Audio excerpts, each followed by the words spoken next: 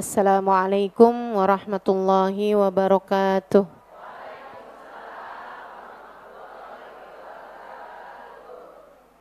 Sama-sama kita sayangi, kita muliakan Ustazah Khadijah Asgaf. Kita doakan semoga beliau beserta segenap keluarganya juga senantiasa dalam limpahan rahmat ridha Allah Subhanahu wa taala, dalam karunia dan kasih sayang Allah Subhanahu wa taala insyaallah. Biar sehat, panjang umur, dalam keberkahan senantiasa, amin ya rabbal alamin. Juga Ummi Maimun Al-Haddad dan juga para hubabah-hubabah kita, para ustadzah-ustadzah kita, mudah-mudahan semuanya senantiasa dalam limpahan rahmat ridha Allah Subhanahu wa taala, dalam kasih sayang dan bimbingan Allah Subhanahu wa taala. Biar pada sehat, panjang umur, dalam keberkahan, dalam rahmatnya Allah, dalam kasih sayangnya Allah Subhanahu wa taala. Amin ya rabbal alamin. Tentu saja semua yang hadir di majelis ini, baik ibu-ibu, kakak-kakak, adik-adik, anak-anak, mudah-mudahan semuanya pada sehat. Zahir batinnya, sehat badannya, sehat pikirannya, terlebih lagi sehat hatinya. Mudah-mudahan dikasih kemudahan jalan hidupnya, dikasih bimbingan ibadahnya, mudah-mudahan senantiasa dalam lindungan dan bimbingan Allah Subhanahu wa taala. Hidup dalam keadaan solehah, matinya husnul khotimah. Di akhirat Allah perkenankan masuk surganya. Amin ya rabbal alamin. Doa aja yang panjang pokoknya.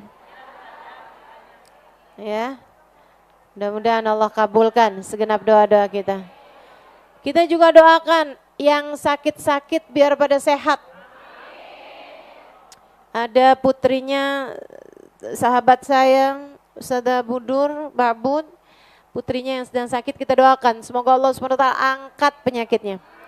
Allah sehatkan badannya, Allah berkahi kehidupannya, dikaruniakan nasib yang bagus dunia akhiratnya. Kita juga doakan yang meninggal dunia. Ada salah satu dari ustazah, adik dari kawan saya, Ustazah Fadila Al-Kaf, yang mengajar di Pondok Pesantren Darul Habib Sukabumi. Adik teman saya, adiknya Kak Aminah Al-Kaf ya, teman saya Ustazah Aminah Al-Kaf, dia punya adik namanya Fadila Al-Kaf, meninggal dunia beberapa hari yang lalu. Salah satu dari ustazah juga di Sukabumi sana. Kita doakan mudah-mudahan Allah SWT bahagiakan di dalam alam kuburnya, dan juga kesedihan keluarganya, mudah-mudahan Allah SWT segera hibur hati mereka semuanya. Dan mudah-mudahan Allah Subhanahu wa taala kuatkan, tabahkan keluarga yang ditinggalkan insyaallah. Amin ya rabbal alamin. Bismillahirrahmanirrahim. Qala al-Imam al-Haddad radhiyallahu taala anhu wa ardhah wa nafa'ana bih wa bi'ulumihi fid dharain amin. Berkata Imam al-Haddad radhiyallahu taala anhu wa ardhah, dan semoga Allah Subhanahu wa taala meridhai beliau dan meridhai kita sebagai orang-orang yang mempelajari ilmu beliau. Wa minal munjiat, salah satu dari sifat-sifat hati yang dapat menyelamatkan seseorang. Kamu kalau punya sifat ini, hati kamu bakalan selamat. Apa itu? Di antaranya, di antara hal-hal yang dapat menyelamatkan hati adalah ar-raja'u fillah, berharap hanya kepada Allah. Berharap hanya kepada Allah, wal khauf minallah, dan juga memiliki rasa takut kepada Allah Subhanahu wa taala. Hatimu tidak berharap kecuali kepada Allah, dan hatimu dalam waktu yang sama juga memiliki rasa takut dari Allah Subhanahu wa taala, rasa takut kepada Allah Subhanahu wa taala. Takut dari Allah, takut kepada Allah. Apa Ustazah bedanya Ustazah? Coba tuh, apa bedanya? Coba dipikir. Gak sanggup mikir Ustazah, iya saya tahu.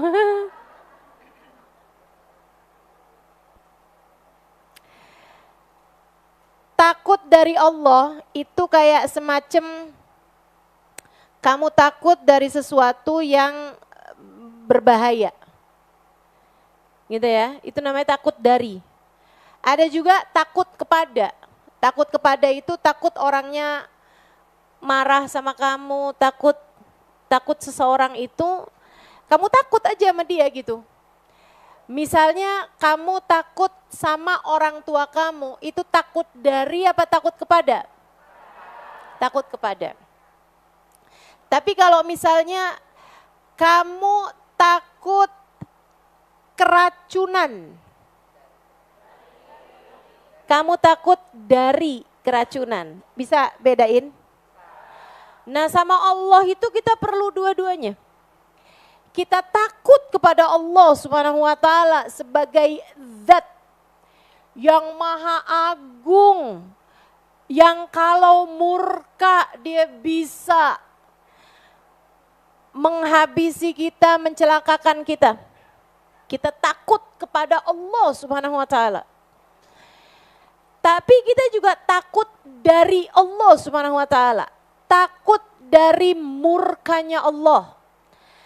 Takut dari nerakanya Allah.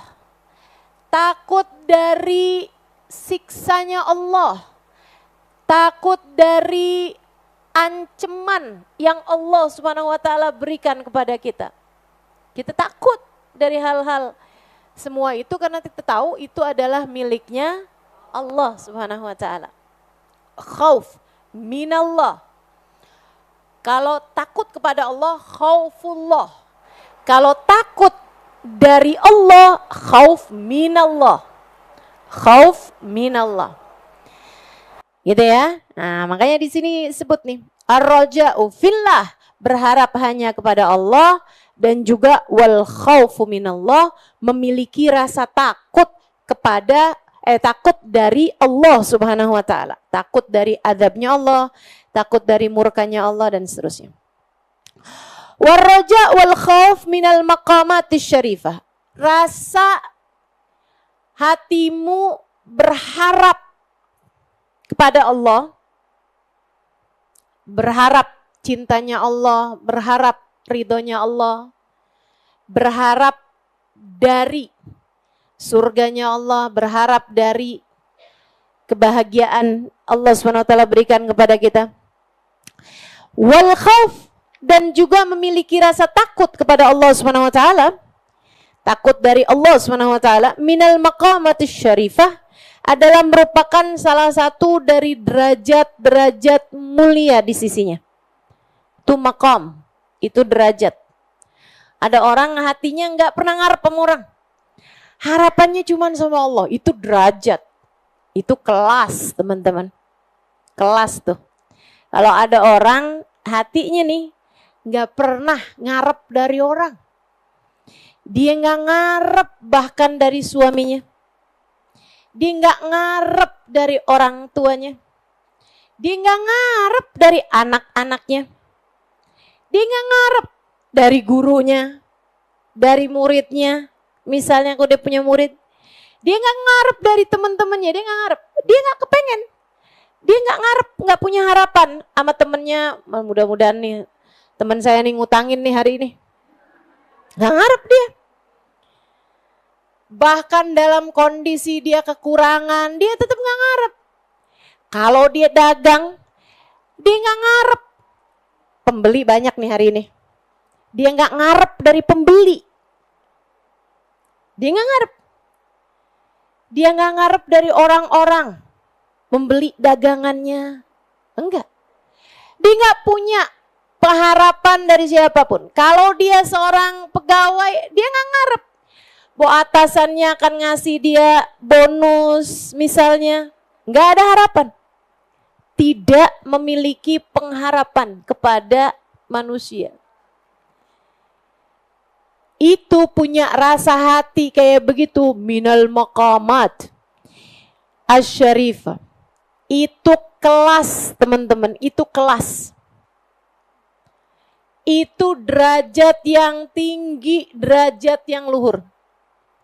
Karena seperti yang saya sampaikan di pertemuan yang lalu, seukuran dengan harapanmu terhadap seseorang, seukuran itu pula lah kemungkinan kecewamu.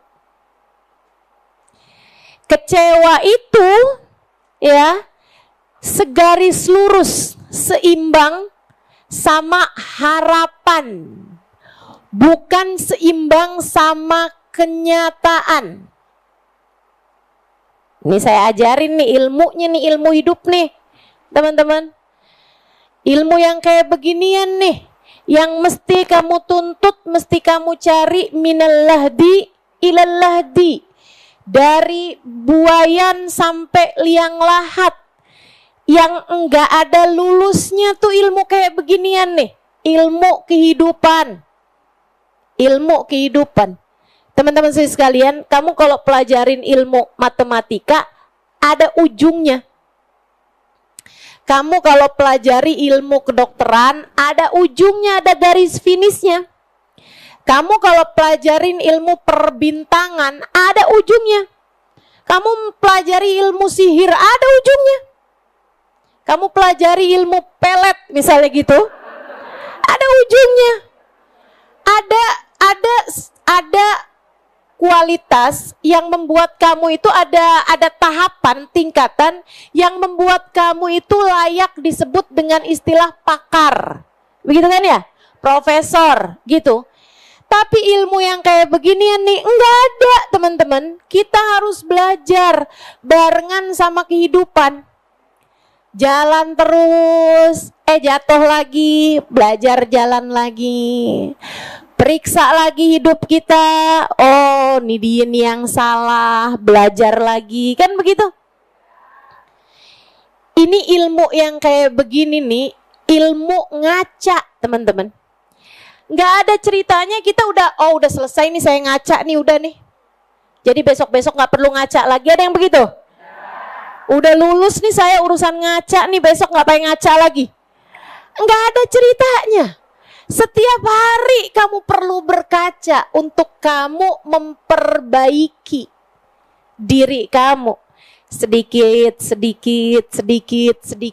Mudah-mudahan nggak nyampe mati kecuali kita udah bener. Amin. Saat datang kematian, mudah-mudahan kita sudah jadi hamba Allah yang solehah. Amin. Ini saya kasih tahu, kecewa itu segaris lurusnya sama harapan, bukan segaris lurus sama kenyataan. Kamu jangan mikiri orang kalau miskin, misalnya, sakit, misalnya, lemah, misalnya, sudah pasti hidupnya penuh dengan kekecewaan. Enggak, belum tentu.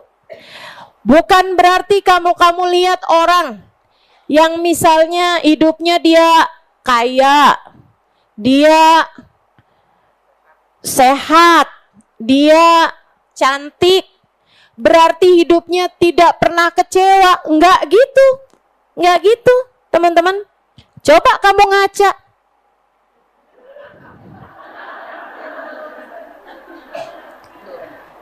Enggak gitu kenyataannya, enggak gitu.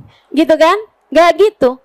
Karena yang namanya kenyataan itu tidak segaris lurus sama kekecewaan. Kekecewaan itu segaris lurusnya sama harapan. Semakin besar kamu berharap, semakin besar pula lah kamu akan kecewa. Ketika harapan terjadi tak sesuai, ketika kenyataan terjadi tak sesuai dengan harapan. Makanya katanya Sayyidina Syekh Abu Bakar bin Salim alaihi ridwanallah, hidupmu akan terselamatkan dari kekecewaan tatkala kamu mulai mengerti untuk berhenti berharap. Berhentilah berharap dari orang, teman-teman saya sekalian. Berhenti berharap dari orang. Tidak suamimu, tidak orang tuamu, tidak saudaramu, tidak anakmu. Berhenti harap. sama orang. Udah nggak usah punya harapan. Kamu sebagai ibu nih, anak kamu udah besar-besar, udah pada nikah. Akan besar kecewamu kalau kamu berharap mudah-mudahan nih hari anak-anak pada datang. Tahu-taunya nggak datang, kecewa nggak? Kecewa. Andai kamu nggak berharap, kamu nggak kecewa. Ketika anak kamu datang, kamu seneng. Kan begitu? Ketika anak kamu nggak datang, kamu juga nggak kecewa. Kenapa gitu? Karena nggak ngarep. Karena nggak ngarep. Kan begitu? Saya kasih contoh kan kemarin. Istri lagi jalan, seorang perempuan lagi jalan, kemudian dia jatuh.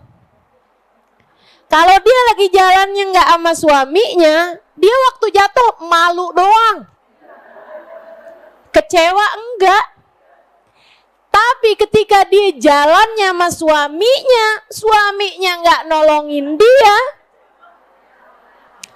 malu iya juga, kecewa iya juga. Waduh, ngambeknya bisa sampai berapa bulan tuh. Kenapa? Karena dia ngarep. Makanya hidup kalau kepengen nggak kecewa, jangan punya harapan. Jangan berharap dari siapapun, berharap dari Allah saja. Ustazah, saya nih berharap dari Allah Ustazah, dan akhirnya hidup saya selalu kecewa. Saya berharap Allah ngasih saya Ustazah jodoh di umur 20 tahun. Tapi ternyata Ustazah sampai umur 25 tahun hilalnya belum terbit juga.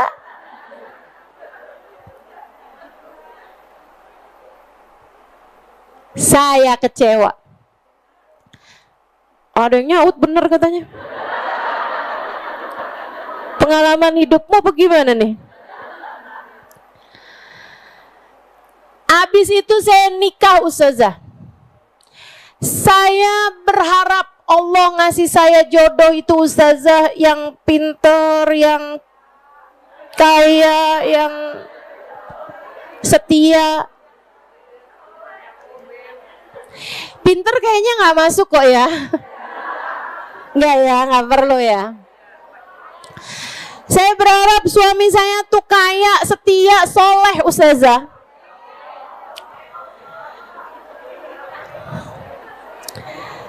Ternyata nggak begitu kenyataannya Ustazah. Saya kecewa. Saya berharap habisnya nikah tuh Ustazah saya punya anak Ustazah. Saya tungguin setahun, 2 tahun, 3 tahun. Sampai sekarang 24 tahun. Lagi cerita siapa nih?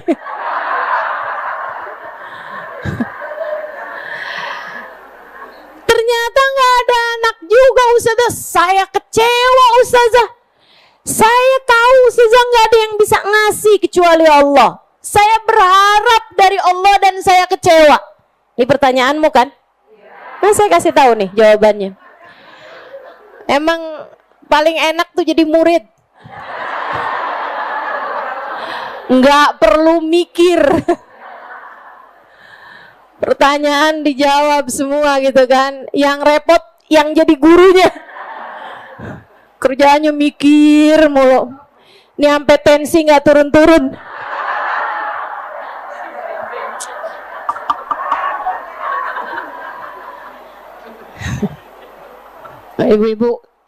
Ibu-ibu nih punya PR buat doain saya loh Bu, serius nih Bu. Ustazah baru aja dibilangin, Ustazah nggak boleh ngarep.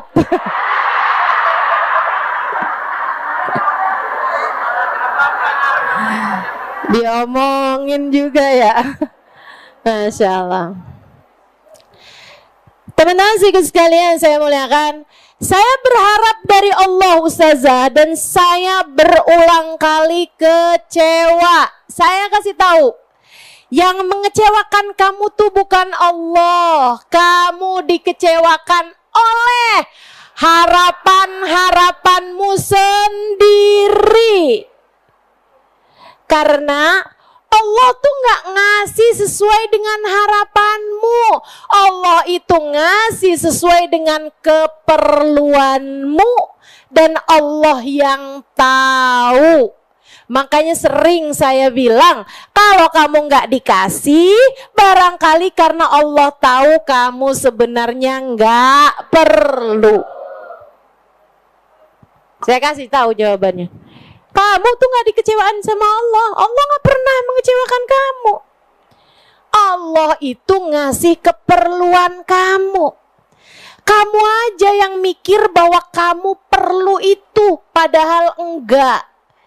Itu adalah nafsumu, itu adalah keinginanmu, itu adalah hasratmu, itu adalah ambisimu. Teman-teman, bukan keperluanmu.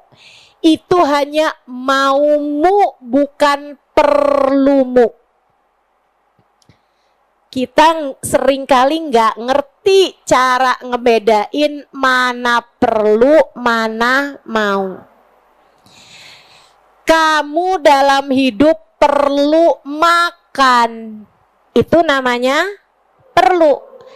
Tapi masalah hari ini sate ayam, nanti sore bakso, nanti malam martabak. Itu namanya mau, bukan perlu. Jelas? Kamu perlu baju, tapi biru, merah, ungu, begitu kan? Model ini, model itu, merek ini, merek itu namanya bukan perlu, tapi jelas? Jelas? Itu. Jadi Allah tidak pernah mengecewakan kita, teman-teman. Allah tidak pernah mengecewakan kita. Allah memberi sesuai dengan perlumu, bukan sesuai dengan maumu. Ustazah, saya doa minta kaya.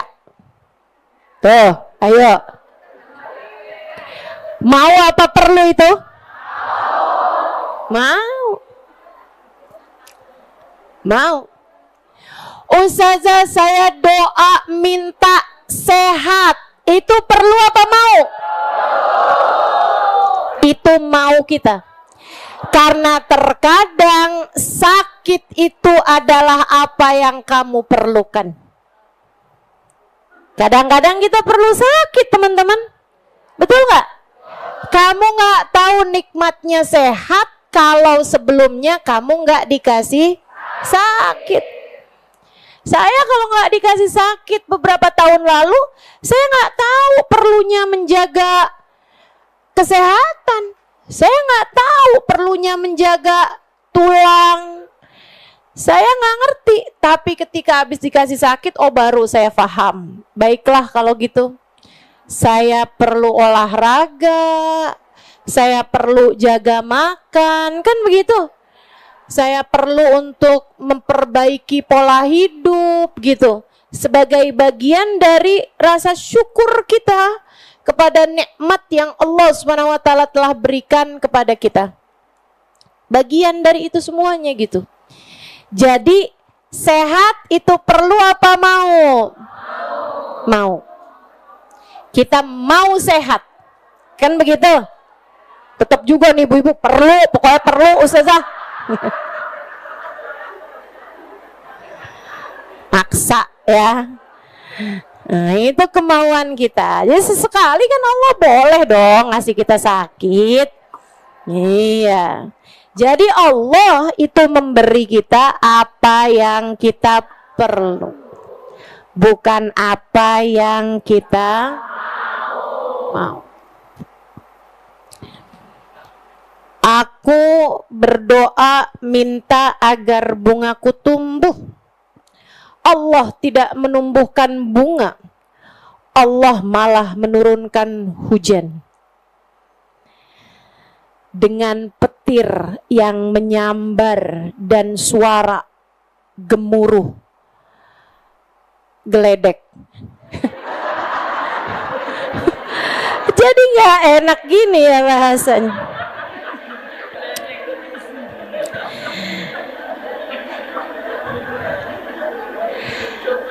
Dalam hidupku itu suka kayak gitu tuh. Ya Allah, saya kan mintanya tumbuh bunga ya Allah. Kenapa malah turun hujan dengan segala petir yang menggelegar dan suara geledek menyambar-nyambar ya Allah. Nah, tungguin. Entar kalau udah hujannya turun, bunga-bungamu yang kering kembali basah. Beberapa hari kemudian mulailah tumbuh putik untuk kemudian tumbuhlah bunga bermekaran di sana. Tungguin, kita tuh suka tergesa-gesa. Kita suka buru-buru. Kita tidak menikmati proses. Padahal Allah kalau ngasih segala sesuatu tuh nggak instan, teman-teman saudaraku sekalian. Allah itu kalau ngasih segala sesuatu itu nggak instan, nggak kayak GoFood. Pesan sekarang tungguin setengah jam datang, nggak gitu. Allah ngasih segala sesuatu lengkap dengan prosesnya. Tapi enak. Sesuatu tuh kalau sesuai dengan prosesnya, itu ibarat kata buah matengnya nggak karbitan. Betul?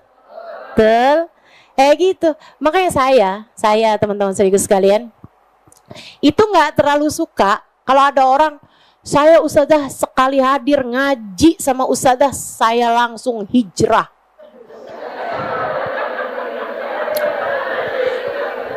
Saya langsung solehah.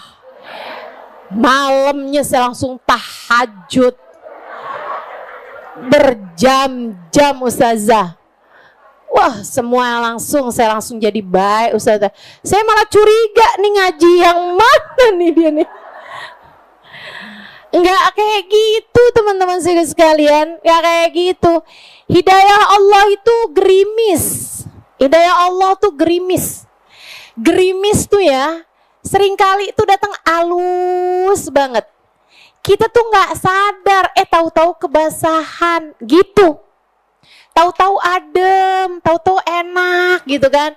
Kayak gitu tuh yang namanya hidayah. Dan saya lebih percaya itu.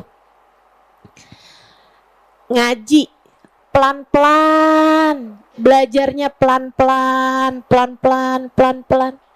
Kita baru berasanya tuh kayak, ya Allah dulu tuh ya, kerjaan saya tukang ngomelin suami mulu. Alhamdulillah bis ngaji sering-sering gitu kan. Sekarang udah jauh berkurang. Ngomelnya cuman pas lagi tanggal tua doang.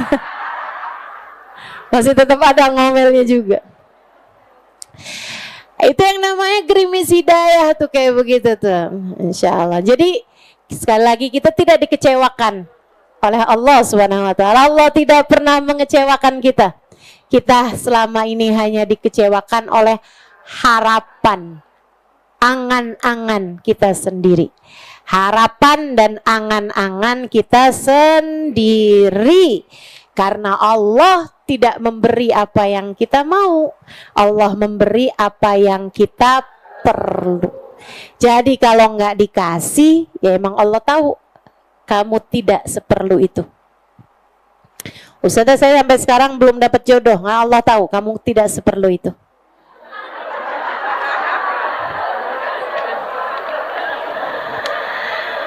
Ustazah, saya sampai sekarang belum dikasih anak. Allah tahu kamu nggak seperlu itu, mana? Ya. Nih ibu-ibu kalau urusan anak, iya bener Ustazah. Tapi giliran urusan jodoh, jangan gitu dong Ustazah. Kenapa masih begitu ya? Masya Allah. Harapan tadi itu masih tetap ngarep ya. Jadi dalam segala hal, teman-teman saudariku sekalian, sekali lagi kamu harus ingetin terus itu. Allah tidak memberi apa yang kamu mau, Allah memberi apa yang kamu perlu. Waraja wal khauf minal maqamatis syarifah. Wa qad wasafallahu biha anbiya'ah. Allah mensifati para nabi-nabinya dengan dua sifat ini. Sifat apa tadi?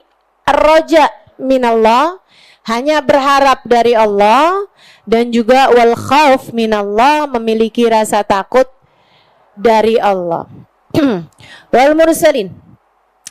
Wa qad wasafallahu bihima anbiya'ahu wal mursalin. Allah telah mensifati dengan kedua sifat tersebut para nabi-nabinya dan para utusan-utusannya. Wa atba'ahum bi ihsanin min salihil mu'minin, dan juga para pengikut-pengikut mereka yang mengikuti para nabi, para rasul, mengikuti kebaikan-kebaikan mereka, min salihil mu'minin, dari hamba Allah yang soleh-soleh. Qala Allah Ta'ala, Allah Subhanahu wa Ta'ala berfirman, ulaika alladhina yad'un yabtaghuna ila rabbihimul wasilata ayyuhum aqrabu wa yarjuna rahmatahu wa yakhafuna 'adzabah inna 'adzaba rabbika kana mahdhura. Surat Al-Isra ayat 57. Surat Al-Isra ayat 57. Al-Isra itu teman-teman satu surat sebelumnya Kahfi. Ya, 57. Nah, ini saya bukakan dulu nih sekarang. Biar kenapa dibukain Ustazah? Biar saya tahu sebelum-sebelumnya Allah tuh lagi ceritanya kayak bagaimana. A'udzu billahi minasyaitonir rajim.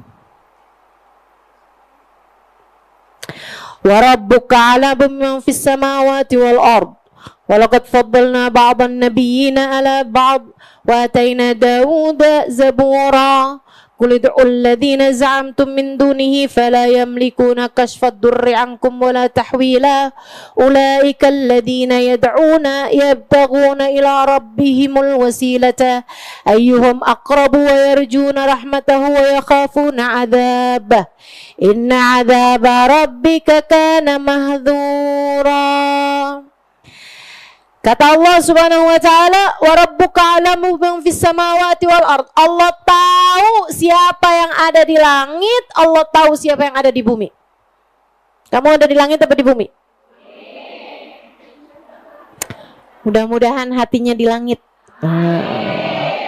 Ada hamba-hamba Allah Subhanahu wa Ta'ala, badannya di bumi tapi hatinya di langit Allah Subhanahu wa Ta'ala. Dia enggak hidup sama orang. Hidupnya bersama Allah, hidupnya dengan kehidupan para hamba-hamba yang berkelas di sisi Allah Subhanahu wa Ta'ala. Dia nggak mikirin urusan-urusan remeh, sekedar makan minum, ya dikerjain itu semuanya sebagai bagian dari kebutuhan kehidupan aja, sebagai bagian dari hal darurat manusia hidup aja. Tapi pikirannya nggak hanya urusan-urusan itu. Pikirannya adalah tentang keridhaan Allah, tentang surganya Allah, tentang azabnya Allah, tentang kebersamaan dengan para nabi-nabinya Allah. Walaupun dia hidup di bumi, tapi hatinya di langitnya Allah Subhanahu wa Ta'ala. Wa laqad faddalna ba'dhan nabiyyina 'ala ba'd. Allah Subhanahu wa Ta'ala telah memuliakan sebagian nabi di atas sebagian yang lain. Jadi para nabi aja beda kelas. Allah yang bilang semuanya nabi, semuanya mulia. Tapi bahkan kemuliaan itu pun juga tetap ada kelas-kelasnya. Sehingga sekalian sama kayak orang dikasih rezeki dunia juga. Beda-beda kan kelasnya. Ada kelasnya jutawan, ada kelasnya miliuner, ada kelasnya biliuner, kan begitu? Betul nggak? Itu orang dunia aja deh kelas-kelasnya kayak begitu. Orang yang dikasih rezekinya dikit aja, itu juga ada kelas-kelasnya.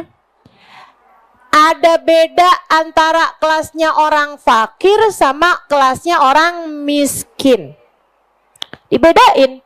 Dua-duanya sama-sama dizakatin. Dua-duanya sama-sama berhak menerima zakat, teman-teman. Zakat tuh nggak boleh loh kalau cuman diberikan kepada orang-orang fakir aja. Miskin itu juga berhak dapat. Loh, apa bedanya Ustazah fakir sama miskin? Teman-teman, orang fakir pasti miskin, tapi orang miskin belum tentu atau enggak fakir. Orang miskin enggak fakir, tapi orang fakir udah pasti miskin. Maksudnya apa sih Ustazah? Ya, saya kasih tahu. Orang yang punya kebutuhan 10 misalnya. Orang yang kebutuhannya secara standar hidupnya 10. Ya, misalnya satu keluarga nih, bapak, ibu, anak 5. Misalnya. Dia itu jadi hidupnya standar lah. Enak hidupnya gitu ya. Enggak enak, tapi maksudnya cukup. Nah, cukup kehidupannya gitu ya. Kalau mereka itu punya kebutuhan uang dalam 1 bulan itu misalnya 5 juta. Kalau punya 5 juta untuk 1 bulan itu mereka hidup cukup. Nggak berlebihan tapi cukup. Gitu kan? Nah, orang yang miskin adalah orang yang dari kebutuhannya 5 juta dia punya di atas 2,5 juta.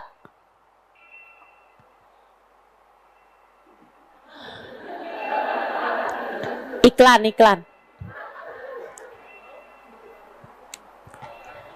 Dia punya kebutuhannya itu 5 juta.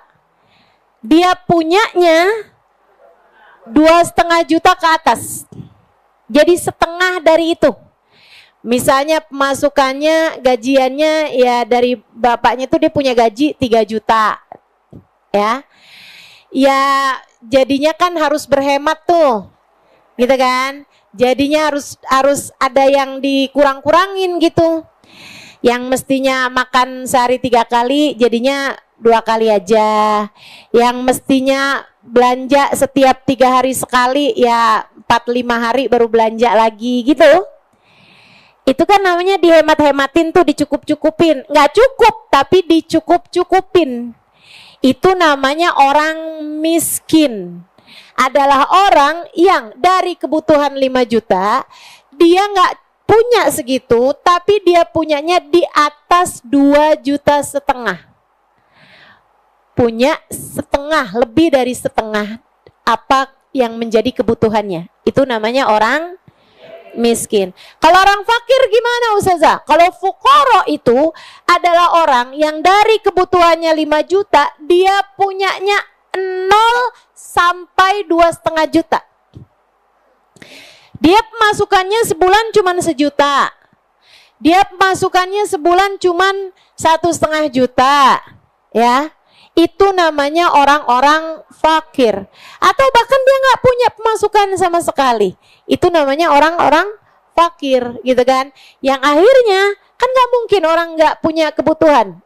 Jadi gimana nih untuk yang kebutuhannya dia yang 5 juta ini gitu? Boro-boro mau dicukup-cukupin, begitu kan? Yang ada adalah dia berhutang, dia minta sama orang. Itu namanya fakir, gitu kan? Berarti kan setiap orang fakir ya udah pasti miskin dong. Dia nggak punya setengah aja, dia nggak punya, apalagi lebih daripada itu, kan begitu ya? Iya kan?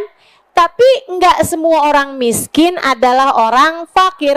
Atau maksudnya orang kalau udah miskin ya berarti dia sudah lepas dari kefakiran. Artinya adalah bahwa orang nggak punya aja ada ada kelas-kelasnya. Kalau kamu miskin, masih ada yang fakir. Gitu. Orang kaya juga kayak begitu. Ada jutawan, tapi ada miliarder.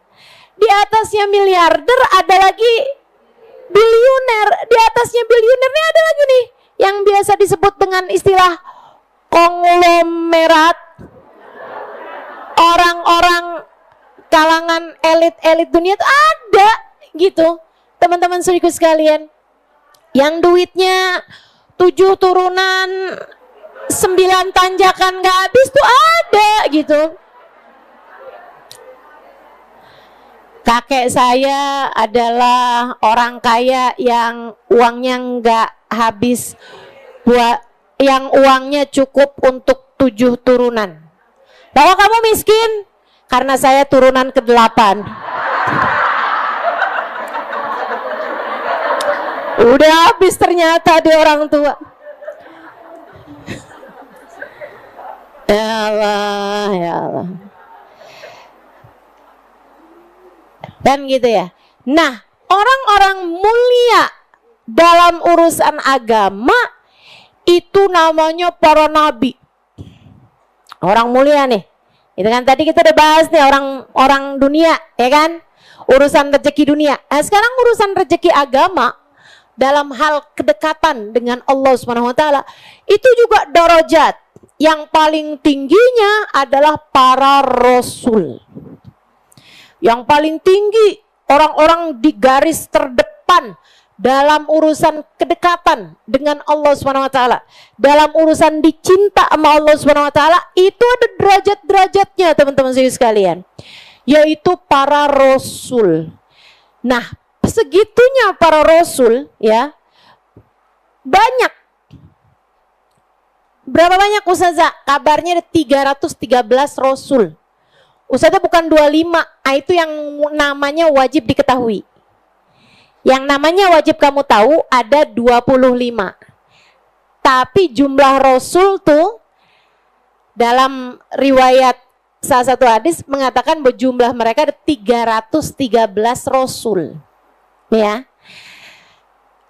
Yang semua rasul-rasul ini 313 itu di antara mereka ada 25 nabi rasul yang namanya wajib diketahui. Kemudian semua rasul ini juga nabi. Tapi nggak semua nabi adalah rasul. Para nabi ini, teman-teman, jumlah mereka lebih banyak lagi dari 313. Berapa jumlah mereka? Imam Ghazali menyebutkannya dalam jumlah 124.000 nabi. Dari zaman Nabi Adam sampai ke zaman Nabi kita Muhammad. Habisnya Nabi Muhammad lahir, itu udah nggak ada lagi nabi, nggak ada lagi rasul. Khatamul Anbiya wal Mursalin. Nabi itu pemungkas, penutup, ibarat surat tuh khatam. Jadi ininya tuh jadi cincin.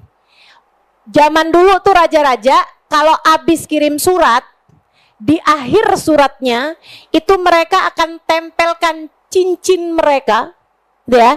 Cincin mereka tuh akan ditempelkan ke sesuatu yang panas gitu, terus ditempelin tuh ke itunya, ke kertasnya itu, stempel, jadi tutup tuh, gitu kan. Nah, stempel itu, makanya kenapa bahasanya stempel dalam bahasa Arab adalah khatam, yang juga adalah merupakan bahasa Arabnya cincin. Nabi Muhammad khatamul anbiya wal mursalin. Ini Nabi khatim, bacanya Ustazah apa? Khatam. Bacanya adalah khatam. Artinya adalah cincin stempel dari para nabi, para rasul, yang kalau udah Nabi Muhammad ketokin, zet, nah tuh Nabi Muhammad tuh jadi yang ngetok, yang bikin surat tersebut selesai dikirimkan.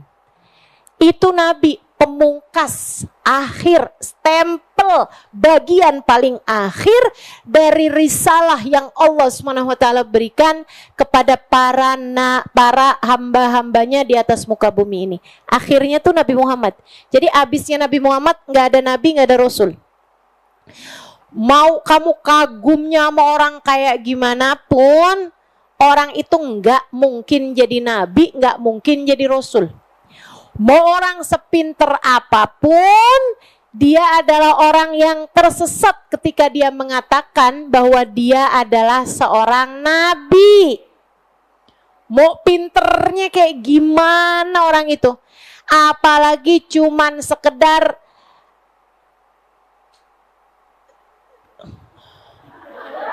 tunggu dulu, saya inget-inget.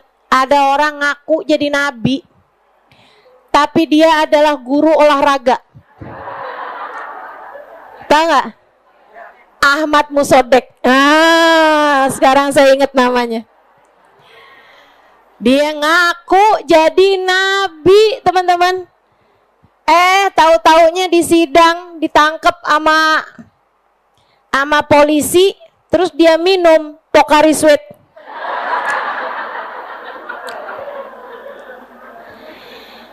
Ya ampun. Dia tanyain, haus Pak? Iya.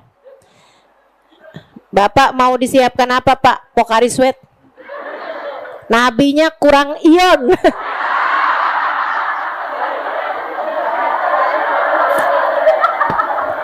Di nabi kurang cairan.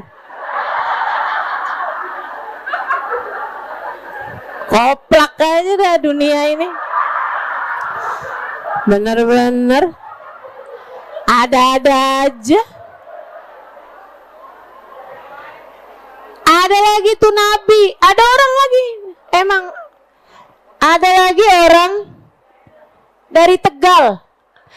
Enggak ya, saya enggak lagi ngomongin tentang Tegalnya atau apanya gitu, enggak. Saya baik-baik aja sama orang Tegal. Saya pernah mondok di Tegal juga. Saya cuma lagi mau ngasih tahu kamu bahwa orang ini berasal dari Tegal gitu. Walaupun ya kalau misalnya kayak ada ulama dari Tegal, saya sih percaya. Tapi kalau ada nabi dari Tegal, tunggu dulu deh. Dia ngaku jadi nabi, teman-teman. Namanya Tugimin, beneran. Saya nggak ngarang. Namanya Tugimin. Ya Allah, itu nama ya. Jangan kata jadi nabi, jadi ulama aja nggak resep.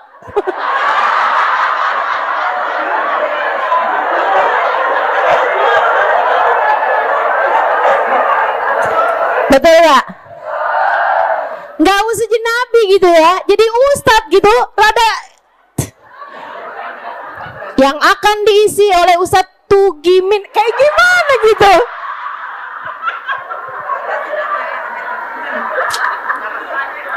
Dah.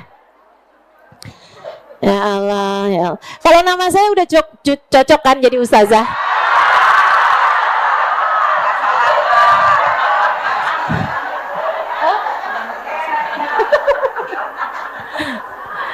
Iya.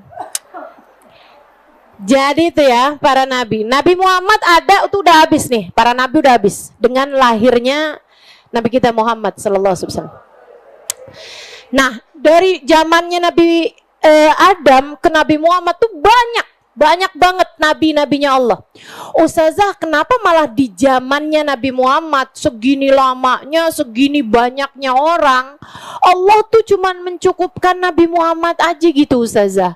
Kenapa abis-abisannya tuh kayak nggak ada nabi, nggak ada apa? Karena teman-teman sekalian, walaupun bumi ini menjadi membesar, ya, dalam arti buminya nggak membesar, maksudnya masyarakatnya kan bertambah, umatnya ini bertambah, negaranya bertambah, gitu kan ya. Akan tetapi sekarang itu bumi itu sudah terhubung, walaupun membesar, tapi semuanya terhubung dan Allah Maha tahu itu. Zaman dulu tuh kalau ada nabi diutus ke satu daerah, itu ya udah di daerah itu aja teman-teman. Umurnya nggak cukup buat datang ke berbagai macam negara, tuh umurnya nggak cukup. Umurnya nggak cukup buat diutus di negara yang lain, tuh nggak cukup. Untuk sampai umat ini beriman dengan sebenar-benarnya iman, habis itu kemudian beliau dakwah lagi di negara yang lain, itu umurnya nggak cukup. Lah perjalanannya bisa berbulan-bulan bahkan bertahun-tahun. Kan begitu? Nah sekarang ini walaupun negara-negara berjauhan, Allah yang udah tahu bahwa negara ini zamannya Nabi Muhammad, walaupun bumi ini luas, tapi kita saling terhubung. Di jam yang sama sekarang saya sedang mengajarimu saat ini, ada ribuan orang yang ikut serta mendengarkan kajian saya, padahal dia lagi ada di Tegal.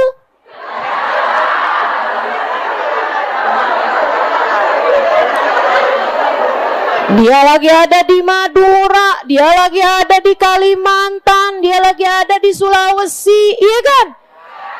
Jadi walaupun besar, walaupun masyarakatnya tambah banyak, negerinya tambah luas, akan tetapi pada hakikatnya semuanya sedang saling mendekat. Karenanya cukup Sayyiduna Muhammad.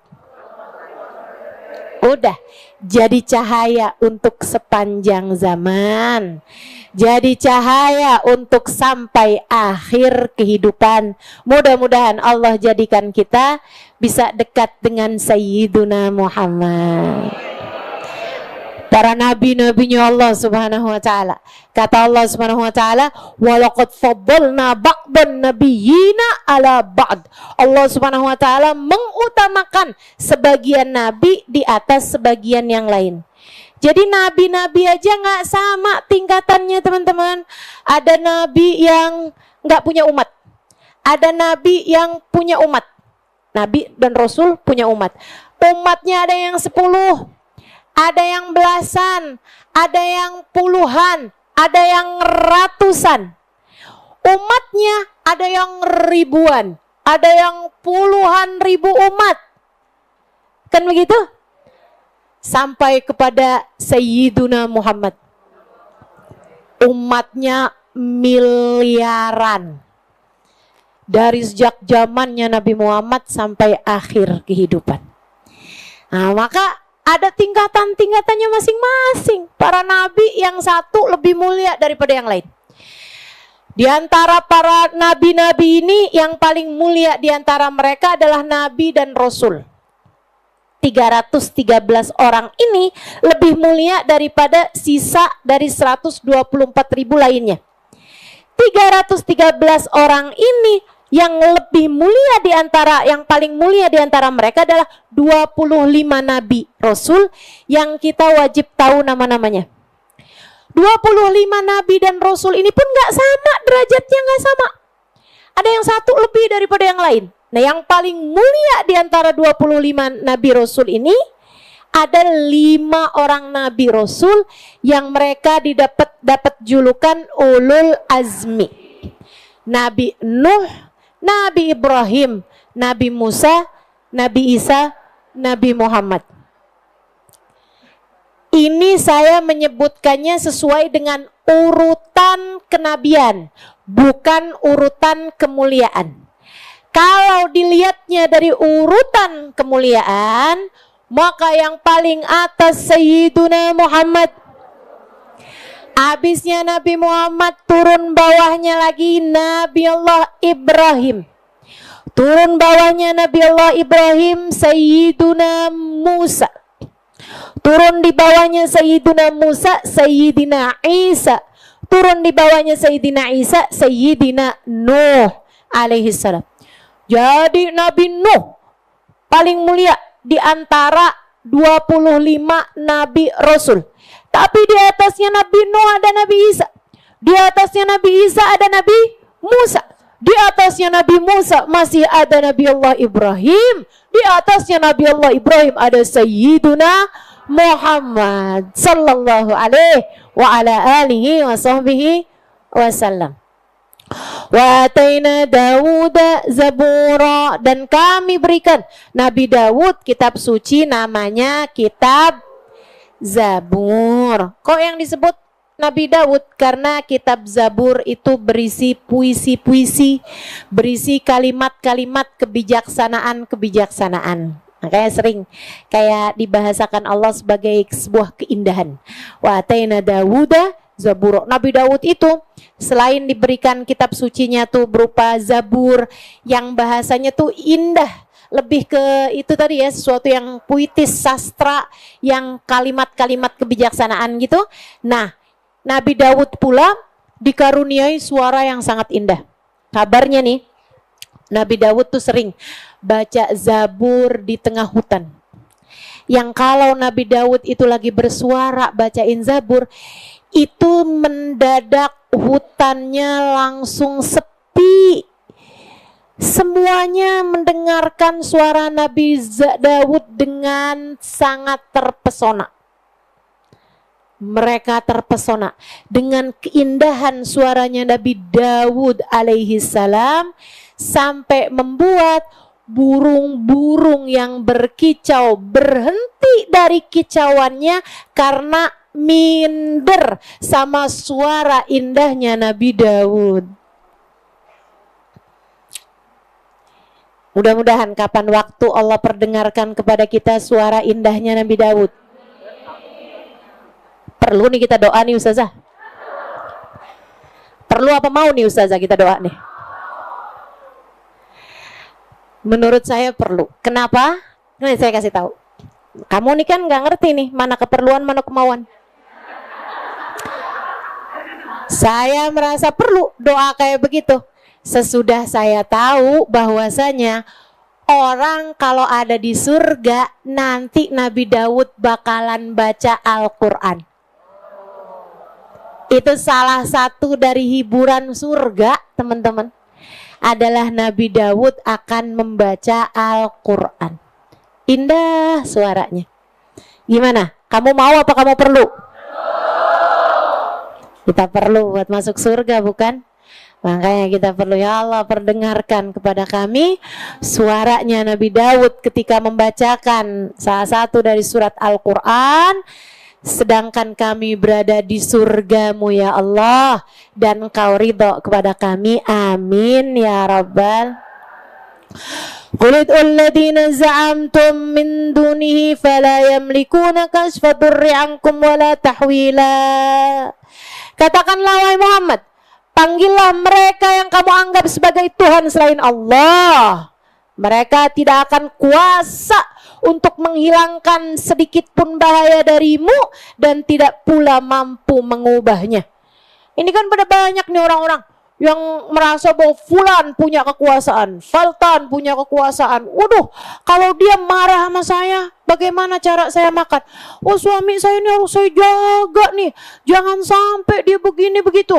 Kalau suami saya marah, saya makannya dari mana? Wah, kamu harus jaga suamimu biar jangan sampai marah padamu. Itu betul. Itu betul, teman-teman. Nggak boleh. Jaga hatinya biar nggak marah sama kamu. Itu betul. Jaga perasaannya. Jangan sampai dia marah sama kamu. Biarkan dia tetap ridho kepadamu. Itu betul. Itu betul.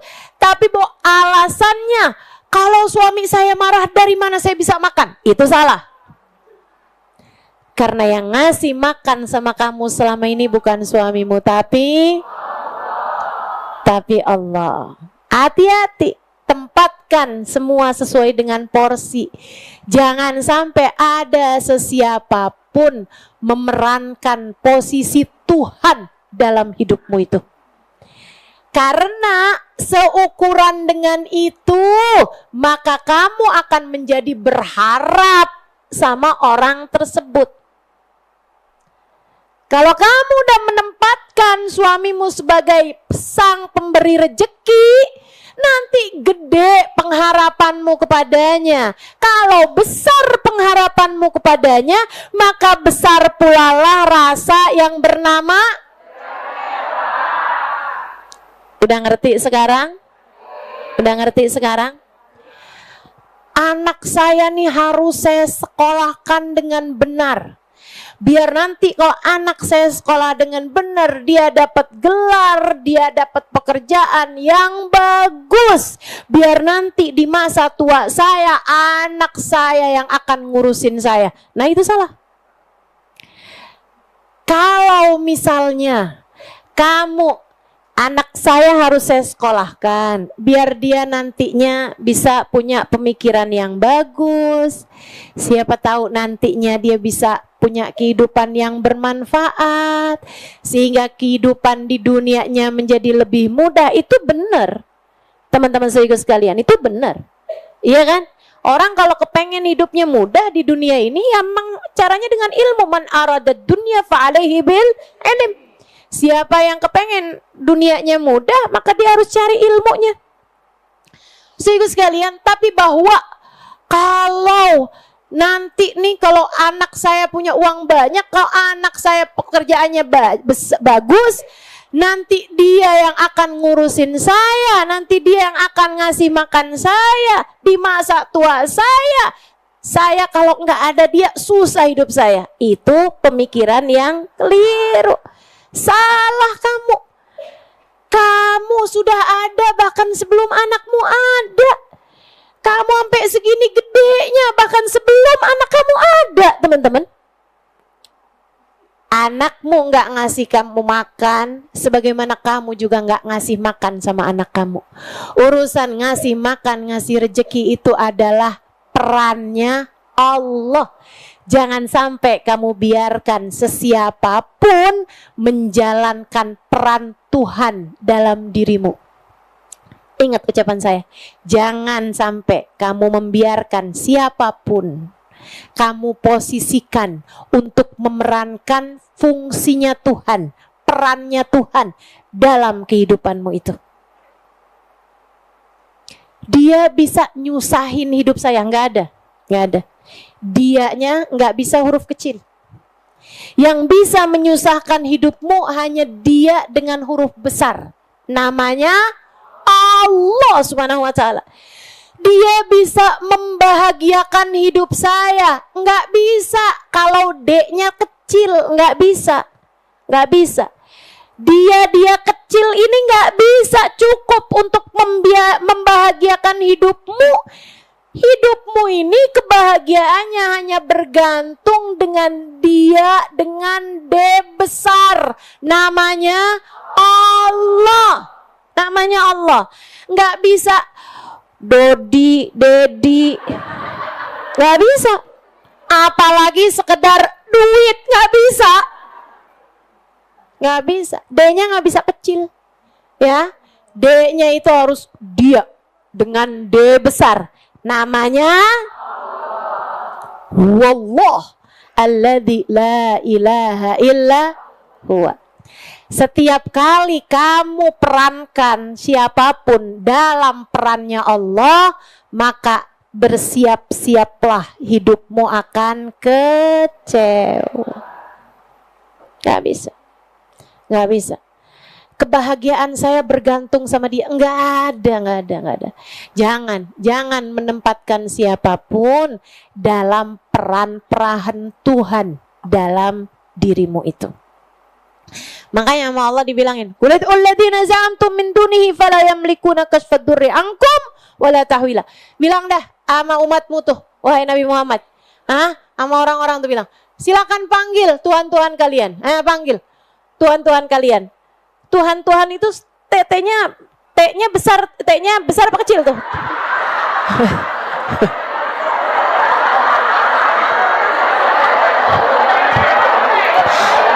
Saya mau kasih tahu ya, teman-teman sekalian, kamu harus tahu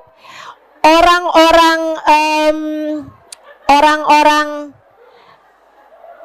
kafir Quraisy. Dengar ini, orang-orang kafir Quraisy itu kalau bikin berhala itu seringkali membuat berhala tersebut serupa wajahnya laki-laki apa perempuan? Perempuan.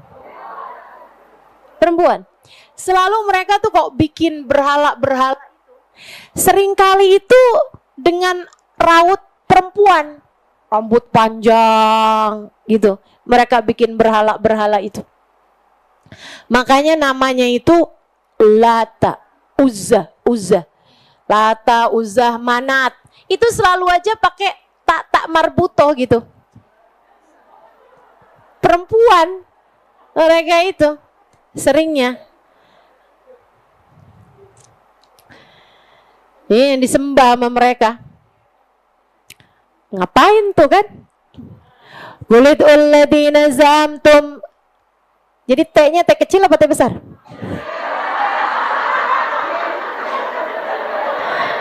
Tuhan ini ya. T-nya T kecil semua ini. Qulidul ladina za'amtum min dunihi. Panggil Tuhan-Tuhan kalian ini selain Allah Subhanahu wa taala. Silakan panggil. Itu enggak punya apa-apa.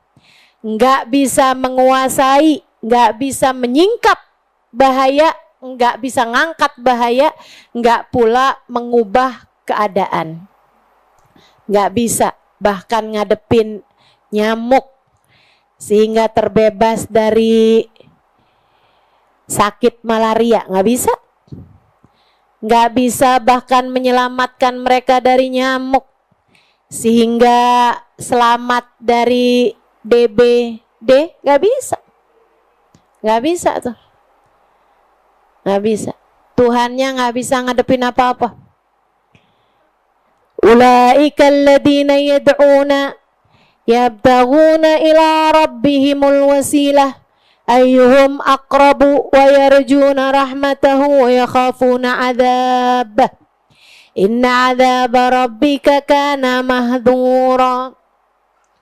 Yang mereka seru tersebut, Tuhan-Tuhan yang mereka seru itu, yang mereka panggil, mereka sendiri mencari jalan kepada Tuhan.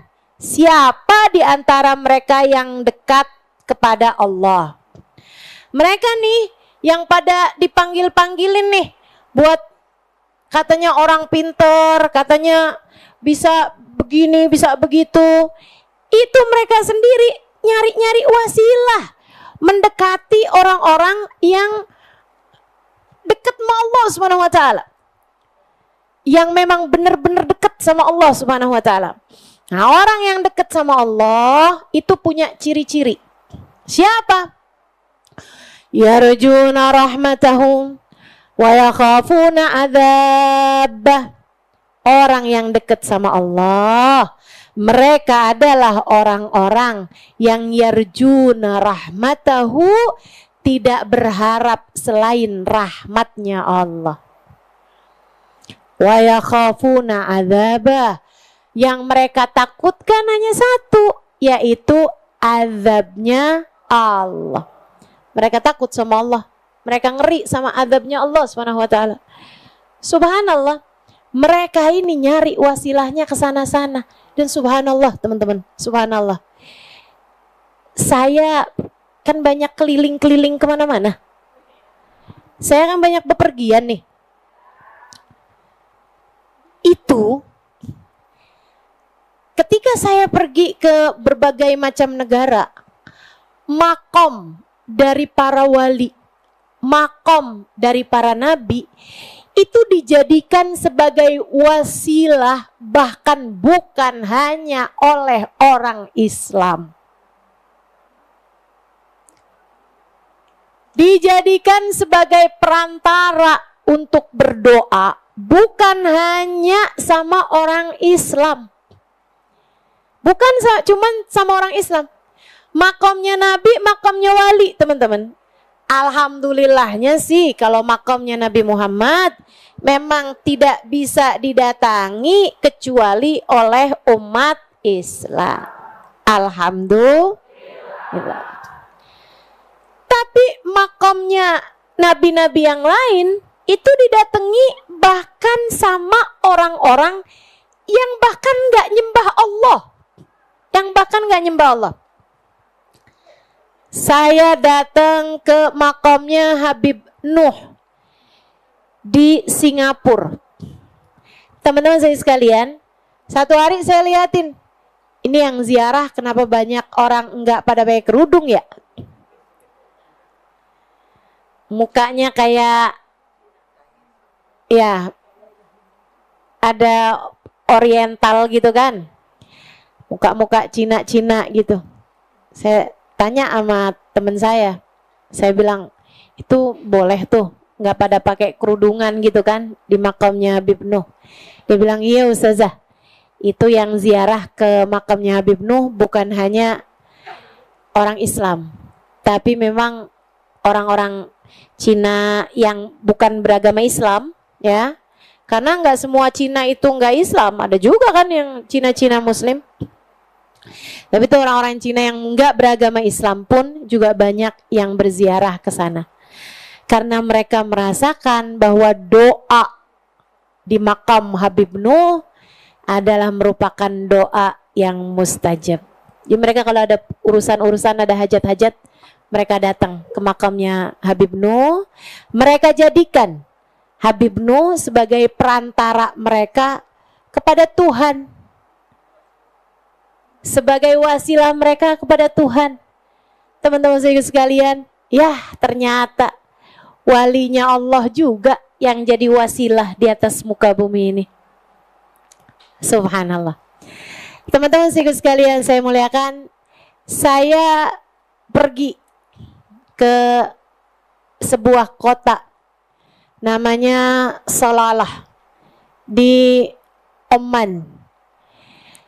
Saya sampai di sana, kebetulannya pas lagi saya sampai di sana, saya dengerin suara doa.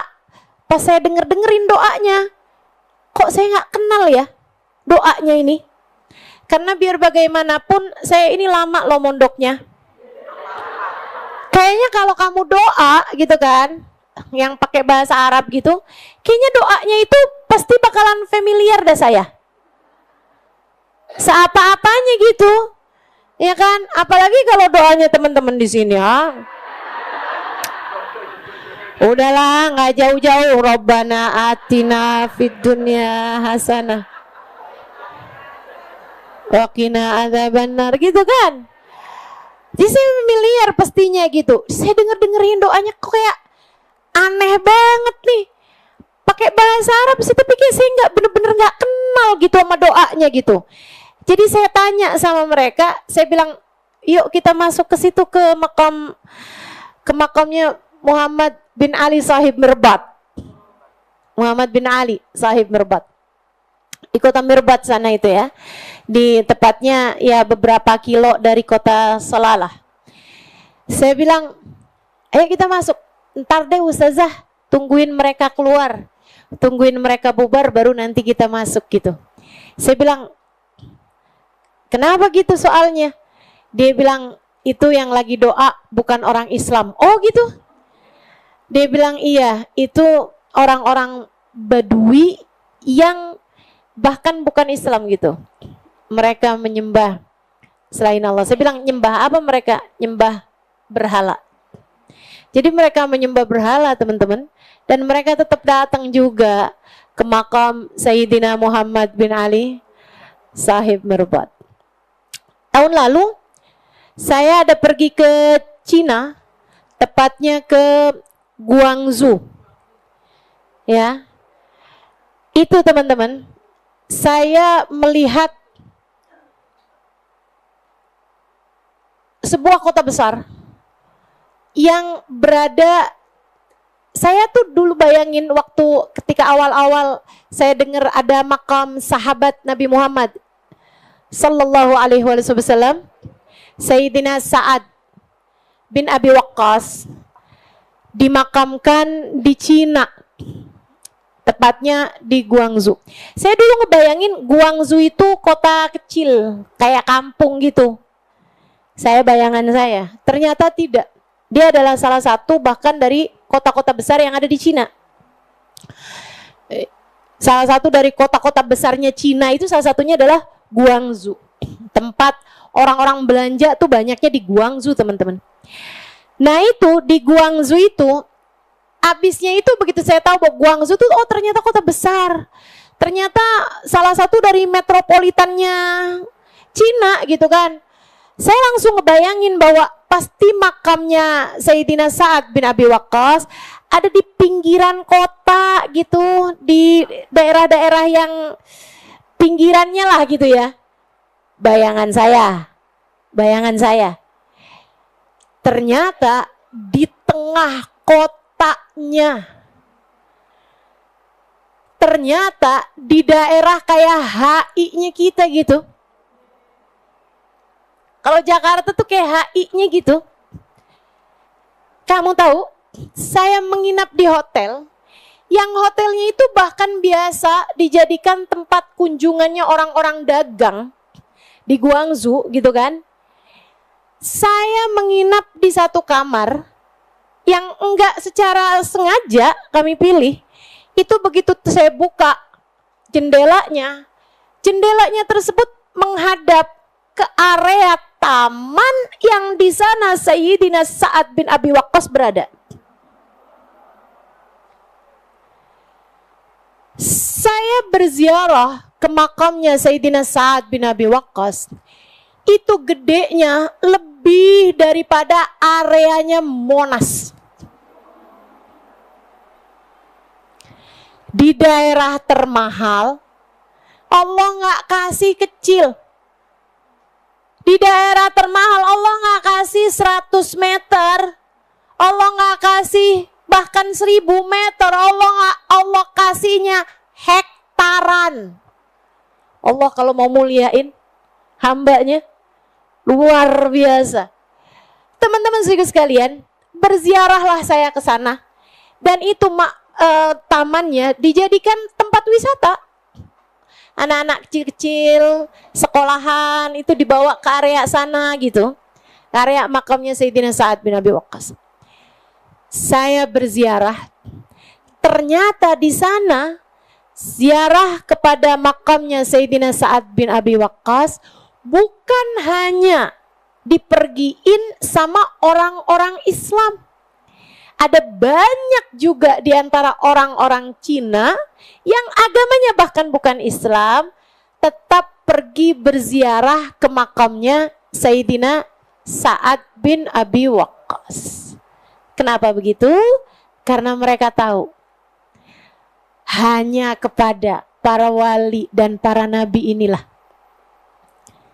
doa di hadapan makam mereka menjadi mustajab. Sebab mereka tahu para nabi, para wali itu adalah hamba-hamba yang dekat dengan Allah SWT. Itu sebabnya mereka menjadikannya sebagai wasilah. Bahkan teman-teman yang menyedihkan, saya pernah berziarah dekat sini di Jakarta, di daerah di sekitar Ancol. Saya masuk ke satu masjid yang warnanya semuanya merah. Di daerah yang orang biasanya sebut apa itu, pecinan ya, itu kayak gitu ya. Itu teman-teman saya sekalian, di dalamnya terdapat makam salah satu dari habaib kita yang diziarahi kebanyakannya justru oleh orang-orang yang bukan beragama Islam. Kenapa? Karena beliau ini, Habib ini menikah dengan seorang anak perempuan dari Raja Cina. Jadi beliau sama istrinya dimakamkan di situ. Sedih hati saya karena di tempat makamnya beliau itu banyak sekali dari alat-alat yang bukan alat-alat kita untuk berziarah, gitu ya. Nah, kalau kita kan suka pakai wangi-wangian duri dupa, gitu kan. Nah, itu ada banyak tuh di antara mereka yang dipakai buat sesembahannya mereka gitu. Yang menyedihkannya itu. Tapi dari situ saya belajar bahwa bagaimanapun orang di atas muka bumi ini mau nyembah Tuhan lain selain Allah, tapi kalau urusan dijadikan wasilah kepada Allah Subhanahu wa taala, perantara menuju Allah Subhanahu wa taala, enggak lain enggak bukan yang mereka rasakan kebenarannya, kemanfaatannya, doa mereka diijabah di tempat tersebut tetap juga kepada para nabi-nabinya Allah dan para wali-walinya Allah. Hamba-hamba yang dekat dengan Allah Subhanahu wa taala, dan mereka ini para wali-walinya Allah adalah orang-orang yang yarjuna rahmatahu wa yakhafuna adzab. Semasa hidup mereka tidak pernah berharap kecuali kepada Allah dan tidak pernah takut kecuali dari Allah. Harapnya hanya kepada Allah dan takutnya mereka hanya dari Allah.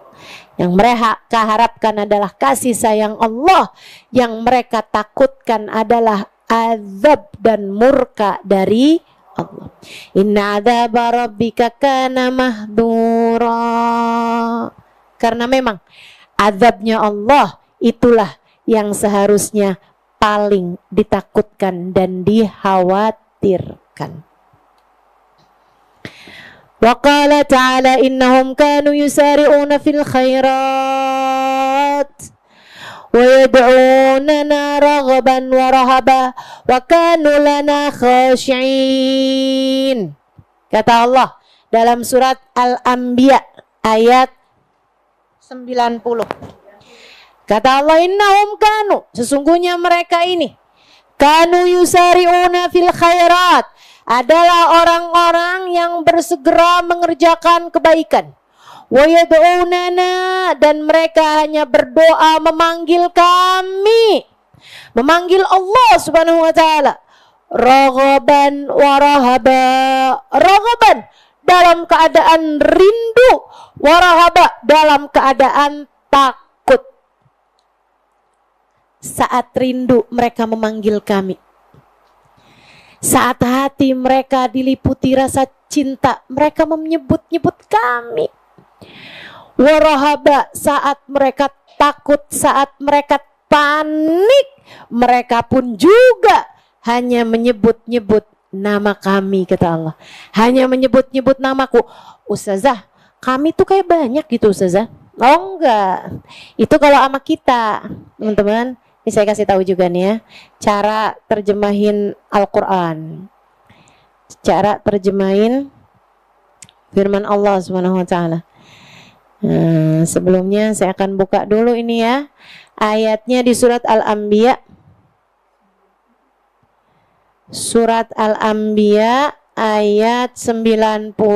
Anbiya ini adalah surat yang ke-21. Ayatnya adalah ayat yang ke-90.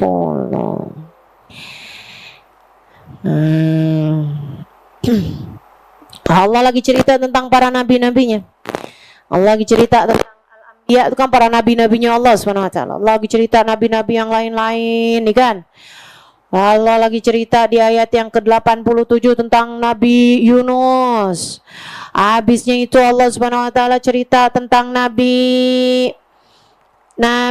Zakaria. Habisnya Allah Subhanahu wa taala cerita tentang para nabi-nabi yang lain. Nih Allah lagi cerita sebelumnya tentang Nabi Yunus berada dalam perut ikan, gitu kan? A'udzu billahi minasyaitonir rajim. Wa dhannuni dzaba mughadiban fa dhanna an lan naqdir alaihi fanadha fid dhulumati alla ilaha illa anta subhanaka inni kuntu minadh dhalimin. Ingat-ingat ceritanya tentang Dhannun, wahai Nabi Muhammad. Ingat-ingat ceritanya tentang Dhannun. Siapa tuh Dhannun? Nabi Paus. Nabi Paus. Siapa Nabi Paus? Nabi yang pernah masuk dalam perutnya ikan paus. Idzahaba mughadiban, ketika dia pergi dalam keadaan marah, dalam keadaan ngambek sama kaumnya karena nggak diikutin. Fadalla an lan naqdir alaih, dia pikir kekuasaan kami tidak akan bisa meraih. Maksudnya dia pikir dia bisa lari dari kami. Fanada fid dhulumat, akhirnya malah kami jadikan ia masuk dalam perut ikan paus. Fanada fitulumat, maka dia pun memanggil-manggil kami saat dia berada dalam lapisan-lapisan kegelapan. Kok bisa Allah nyebutnya enggak fitulmah, tapi fitulumat, di dalam lapisan kegelapan, dalam kegelapan, di dalam kegelapan, di dalam kegelapan. Karena kami jadikan ia berada dalam perut ikan. Nah, si ikannya ini, ikan paus ini teman-teman, enggak pernah ada di permukaan. Ikannya ini lemah jadi masuk di dalam perut ikan, sampai di dalam perutnya lautan, di dalam dasarnya lautan, sampai benar-benar puluhan kilometer dari atas permukaan. Puluhan kilometer dari dalamnya lautan, dalam sedalam-dalamnya teman-teman. Habis itu ikannya diem aja. Gimana nih sekarang? Aku jadikan ia dalam lapisan kegelapan. Di dalam kegelapannya perut ikan, yang ikannya berada di dalam kegelapannya lautan. Dan di saat malam, lautan berada dalam kegelapan malam. Kegelapan itu kalau dilihatin gelapnya bumi di waktu malam, gelapnya lautan, dan di dalam dasarnya kemudian di dalam perut ikan. Dia bersuara, la ilaha illa anta subhanaka inni kuntu minadh dhalimin. Suaranya terdengar sampai ke atas arusnya Allah SWT. Kenapa bisa begitu? Padahal suara saya ini aja nih, kalau nggak pakai mic nggak kedengeran sama yang di atas, nggak kedengeran sama yang di belakang, nggak kedengeran sama yang di depan rumah sana. Tapi kok ini suaranya Nabi Yunus berada dalam perut ikan di tengah lautan. Kok bisa kedengaran sama suara sama malaikat yang ada di atas arsy-Nya Allah SWT? Karena suaranya tidak keluar dari tenggorokan. Karena suaranya tidak keluar dari mulut, tapi suaranya keluar dari kekuatan tanpa batas bernama ruh, bernama hati. Makanya kamu kalau zikirnya jangan keluar dari mulut. Kalau keluar dari mulut teman-teman, itu yang dengar cuman ama semut di dinding. Ya kan? Yang dengar cuman semut di dinding teman-teman. Kamu kalau zikir apalagi di kegelapan malam, nah itu jangan keluar dari mulutmu zikirnya. Keluarnya dari hatimu. Keluarnya dari hati. Kamu sebut nama Allah, Allah, Allah. Kamu panggil, ya Allah, lihatin saya napa ya Allah. Ya Allah, saya hambamu, Engkau Tuhanku ya Allah. Ya Allah, aku panggil namamu ya Allah. Tolong lihatin saya ya Allah, ya Allah. Sepertiga malam terakhirmu, ketika engkau bangunkan hamba-hamba tercintamu, dan mereka sungguh-sungguh beribadah padamu. Ada aku yang tak mengerti bagaimana cara menjadi hambamu. Ada aku ikut bangun di sepertiga malam terakhirmu. Di antara mereka yang ruku dan sujud, ada aku yang belajar ruku dan belajar sujud. Anak bawang, Tahu anak bawang nggak? Sebenarnya nggak pantas ikutan sekolah, tapi karena dia ikutan barengan sama kakaknya, akhirnya dimasukin juga ke kelas, namanya anak bawang. Saya nggak pernah nanya tuh bawang merah apa bawang putih. Pokoknya sebutannya anak bawang. Saya suka ngerasa begitu kalau lagi bangun di sepertiga malam terakhir. Ya Allah, nih anak bawangmu nih ya Allah. Yang lain-lain mah lagi pada sholat, saya mah belajar sholat ya Allah. Yang lain-lain lagi pada ruku, pada sujud. Nih Halimah kecil ini hanya sedang belajar ruku dan sujud. Ya Allah, yang lain-lain sedang berzikir menyebut namamu. Halimahmu hanya sekedar anak bawang, ikut-ikutan menyebut namamu juga. Meskipun ia sejatinya belum mengerti apa-apa tentangmu. Tapi ya Allah, bukankah anak bawang ikutan juga kalau lagi dikasih walaupun pura-pura? Maka kasih saya juga ya Allah. Sebagaimana Engkau telah memberi kepada hamba-hambamu yang sejati. Berikan juga apa yang Kau beri kepada mereka ya Allah. Ya Allah, ya Allah. Saat Engkau memberi ampunan kepada hamba-hambamu yang sejati, berikan ampunanmu juga kepada anak bawang ini ya Allah. Karena meskipun ia hanya sedang belajar ruku, belajar sujud, tapi dosanya beneran ya Allah. Saat diri ini mengerjakan dosa, dosanya mah beneran. Makanya ampunannya kasih beneran ya Allah. Saat hamba kecil ini punya keperluannya beneran ya Allah, maka sebagaimana Engkau memberi kepada mereka, berikan juga kepada hamba kecilmu ini ya Allah. Karena sebagaimana hamba-hambamu yang beneran-beneran minta surga, hamba yang ini walaupun kecil-kecilan juga berharap surgamu ya Allah. Dan takut terhadap neraka-Mu. Dan sebagaimana hamba-Mu yang beneran-beneran kepengen ketemu sama Nabi Muhammad, hamba-Mu yang kecil-kecilan ini juga berharap bisa berjumpa dengan Sayyiduna Muhammad.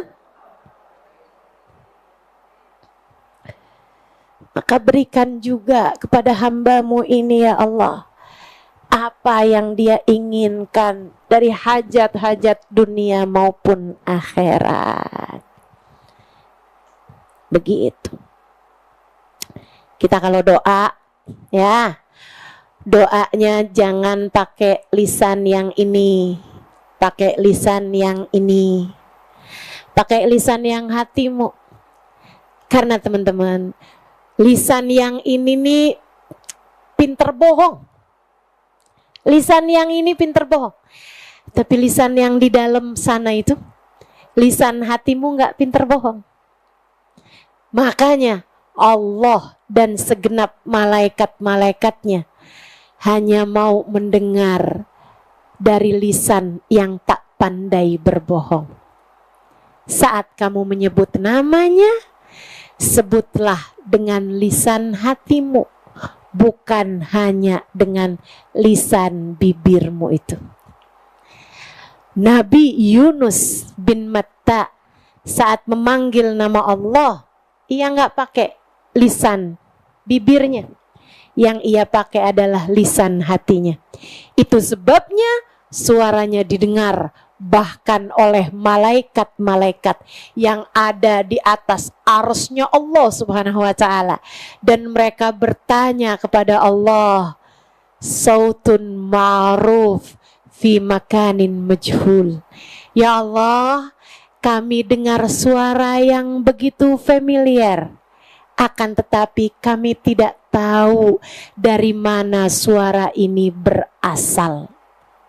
Allah menjawab, Innahu sautu abdi Yunus fi batnil hut. Itu adalah suara hambaku Yunus dari dalam perut ikan. Bagaimana jika suatu hari Allah berkata kepada para malaikatnya, itu adalah suara hambaku Fulanah bintu Fulan dari tempat Fulani. Itu adalah suara hambaku Halimah Halidrus dari Tebet. Itu adalah suara hambaku Sida dari Condet. Gimana?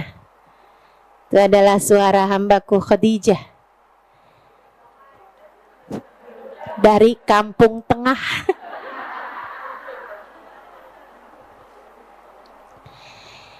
Ya Allah, ya Allah. Gitu ya. Allah kemudian cerita, fastajabna lahu, untuk doamu bisa didengar, kemudian diijabah, harus keluar dari lisan hati. Fastajabna lahu, maka kami pun ijabah dia. Wa najainahu minal gham. Ini ya teman-teman, penting bagimu untuk mempergunakan yang hati ini nih. Karena saya gak mau kamu nyeselnya di akhirat gitu. Ketika kamu nyampe di akhirat, kamu bilang, ya Allah, mana tuh? Saya punya zikir banyak, saya punya Quran banyak, saya punya doa banyak, saya punya sholat banyak, saya punya ibadah banyak. Kok gak ada catatannya? Kok gak diterima? Atau lo gak denger? Karena ternyata ia tidak pernah sampai dari lisan hatimu. Ia hanya sampai di lisan tenggorokanmu itu. Emang ada ustazah kayak gitu? Banyak. Banyak. Ini saya cerita ya. Teman-teman sekalian, Nabi Muhammad pernah cerita tentang umat yang kemudian tersesat sampai membunuh Sayyiduna Ali bin Abi Thalib. Ada kaum Khawarij namanya, membunuh Sayyidina Ali bin Abi Thalib karamallahu wajhah wa radhiyallahu ta'ala anhu warda.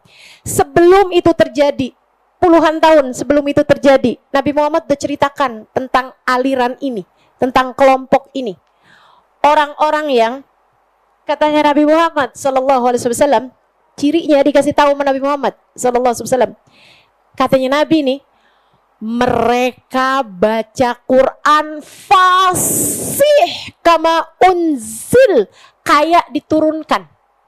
Maksudnya persis kayak Nabi Muhammad baca Qurannya kayak gitu tuh, baca Qurannya, khoknya khok gitu, qafnya qaf gitu, bobnya bob gitu.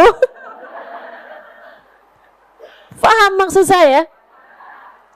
Keluar makhrajnya tuh udah bagus banget, sempurna. Ini Nabi yang cerita nih, Nabi yang cerita.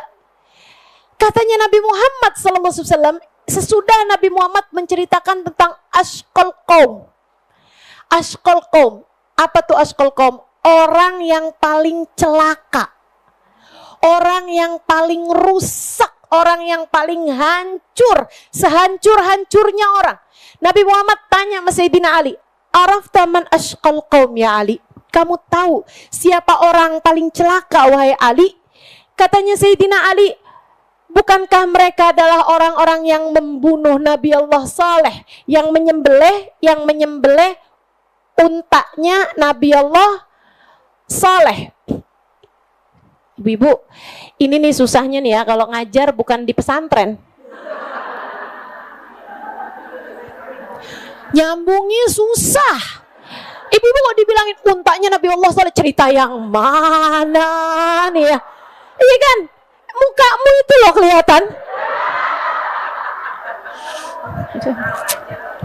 Repot. Aduh, ini ya. Belajar ilmu agama ini juga kelasnya jauh ternyata. Sayyidina Ali jawab kayak begitu gitu kan. Ada tuh fa'aqruha fadamdama alaihim rabbuhum bidambihim wasawatu ashqaha, ada di atasnya tuh kan, ashqal qaum gitu. Jadi Sayyidina Ali jawab gitu, bukankah mereka adalah yang menyembelih untanya Nabi Allah Saleh ya Rasulullah? Ashqal akhirin, ashqal awwalin, kata Nabi, mereka adalah orang paling celaka dari orang-orang pertama gitu. Tapi akan ada, wahai Ali, orang yang paling celaka dari umat zaman akhir ini gitu. Siapa dia, wahai Rasulullah? Orang yang kelak akan membunuhmu, wahai Ali. Ashqal akhirin. Makanya Sayyidina Ali itu udah tahu bahwa beliau tuh akan matinya dibunuh, teman-teman. Tahu Sayyidina Ali matinya dibunuh kapan? Ini nggak pada suka baca sejarah bagaimana sini? Senangnya kita diceritain aja Ustazah.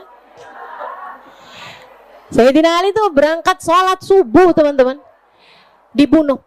Yang bunuh Sayyidina Ali itu bukan orang yang aku benci Islam, aku harus membunuh pemimpin Islam saat ini, yaitu Sayyidina Ali bin Abi Thalib. Bukan. Nih saya kasih tahu. Makanya sama Nabi Muhammad itu disebut sebagai orang paling celaka, orang paling binasa. Karena dia membunuh Sayyidina Ali dengan pemikiran, saya harus menyelamatkan Islam dari orang yang paling berbahaya dan menyesatkan umat Islam, yaitu Ali bin Abi Thalib. Hati-hati, kesesatan berpikir. Dalam pandangannya, Sayyidina Ali adalah orang kafir yang bisa membuat kafirnya umat Islam. Dalam pandangannya, Sayyidina Ali adalah pelaku bid'ah yang bisa bikin umat Islam ini menjadi rusak karena Sayyidina Ali. Dari sini kamu bisa tahu, orang yang suka ngafirin orang Islam, orang yang suka musyrikin orang Islam, orang yang suka menganggap tersesat dan membid'ah-bid'ahkan umat Islam, itu seringkali berasal dari kelompok yang semacam ini. Bahkan yang sekelas Sayyidina Ali bisa dianggap sesat. Gimana sih? Ini cara mikirnya gimana? Sampai dia ini dari kesesatan berpikirnya mengikuti kelompok tersesat ini, teman-teman saya sekalian. Yang pokoknya gini nih, kita mengikuti Al-Quran. Al-Quran bilang gimana ya kita ikut. Nggak bisa ada ceritanya mengikuti ulama ini, ulama itu, nggak bisa. Quran. Gitu cara mikirnya. Wah, ini Ali bin Abi Thalib udah gak sesuai dengan Al-Quran, mari darahnya halal buat kita. Kayak gitu. Dia akhirnya puasa 40 hari, teman-teman. Dalam puasanya 40 hari itu, dia bilang, saya akan mengerjakan satu ibadah besar yang dengannya saya akan menuju Allah Subhanahu wa Ta'ala, yaitu membunuh Ali bin Abi Thalib. Saya akan mengawali ini dengan 40 hari puasa. Selama 40 hari itu, tiap hari dia menajamkan pisaunya seraya membubuhkan racun mematikan di atasnya. Kayak gini kondisinya. Serem banget saya ketika menceritakan ini. Betapa ajaran sesat yang diawali dari kesesatan berpikir, teman-teman, saudaraku sekalian, bisa sampai sebegitunya. Nyangkain membunuh Sayyidina Ali adalah sesuatu yang bisa bikin dia masuk surga. Rusak banget kan ini. Makanya hati-hati. Makanya salah satu dari doa saya teman-teman, saya mendoakanmu dan mendoakan umat Islam, mendoakan keluargamu semua. Ya Allah, jauhkan dari ajaran-ajaran sesat, jauhkan dari aliran-aliran sesat, jauhkan dari sesuatu yang membuat mereka menyangka dirinya sudah beribadah, ternyata sebegitu tersesatnya gitu. Saya berdoa sama Allah, minta sama Allah agar kita semuanya diselamatkan Allah Subhanahu wa taala. Saudara sekalian, ketika Nabi Muhammad bercerita tentang mereka ini, Nabi Muhammad cerita, yaqra'unal Qur'an kama unzil. Mereka kalau baca Quran fasihnya luar biasa. Tapi kata Nabi Muhammad, walakinnal Qur'an, akan tetapi Al-Quran yang mereka baca hanya sampai di tenggorokan, tidak pernah sampai ke dalam hati mereka. Tanyakan dirimu, Fatihah yang kamu baca dalam sholatmu, adakah ia keluar dari lisanmu, ataukah pernahkah kamu membacanya dari lisan hatimu? Tahiyat yang kamu baca, bahkan syahadat yang kamu baca dalam hidupmu, la ilaha illallah Muhammad Rasulullah, keluar dari lisanmu yang ini, ataukah keluar dari lisanmu yang hatimu? Solawatmu kepada Nabi Muhammad, keluarnya dari lisanmu yang ini, ataukah keluar dari kerinduan hatimu yang di sana? Sebab Allah hanya menerima mata uang asli yang bukan palsu. Yang di sini ini gampang palsunya. Yang di dalammu itu enggak akan pernah bisa dipalsukan di hadapan Allah.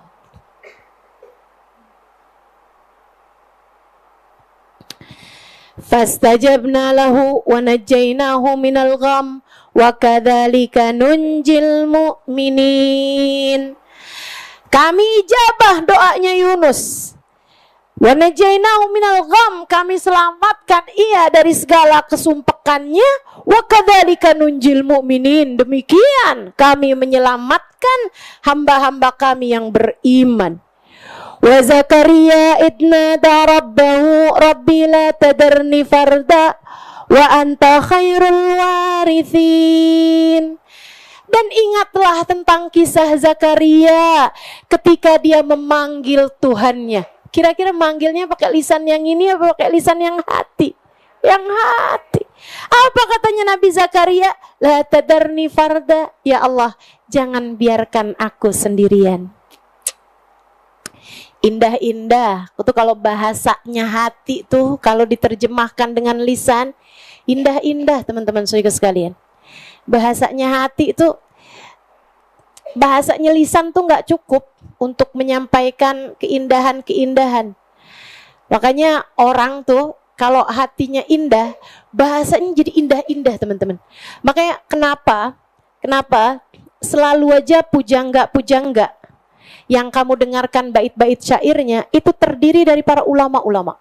Dalam Islam ya, dalam Islam. Habibana Ali Habsyi, punya diwan Habsyi. Imamul Haddad punya diwan Haddad. Kan begitu kan? Begitu. Imamun Syafi'i punya diwan Syafi'i. Para ulama-ulama kita itu ahli ulama gitu kan? Ahli-ahli ilmu, itu bahasa mereka tuh indah-indah karena yang dari hati itu memang keindahannya luar biasa. Mudah-mudahan Allah karuniakan kepada kita sekalian.